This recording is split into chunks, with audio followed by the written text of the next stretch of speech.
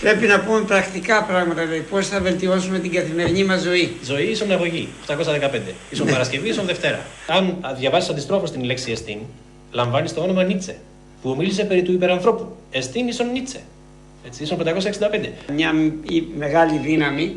Θα ήθελα να πούμε κάποια... Αγία δύναμη ίσον νους, ίσον 720. Ναι, η τηλεόραση είναι ένα μέσο που μπαίνουμε ουρανοκατέβατη μέσα στα σπίτια του κόσμου. Μέσο είναι 365. Να εργαστεί για να φτιάξουμε ένα εαυτό. Να ασχοληθεί περισσότερο με την εσωτερική φιλοσοφία. Φιλοσοφία ίσον 1390. Και ένα κόσμο ανθρώπινο. Εγώ πιστεύω ότι ο περισσότερος κόσμος είναι αδιάφορος και αδρανής. Έτσι πιστεύεις. Πίστης ίσον Κύριος. Όταν έχεις πίστη γίνεσαι Κύριος. Και πώς θα μπορέσουμε να ξεπεράσουμε ίσον Ωμέγα. Ωμέγα ίσον Χήμα, 849. Την άγνοια, την αδιαφορία και την αδράνεια. Πώς θα την περάσουμε... Αδράνεια, ίσον η ηρεμία, 172. Γεωμετρία ίσον Τρίγωνα, ίσον 1264. Ίσον Εστίν ο αληθής λόγος.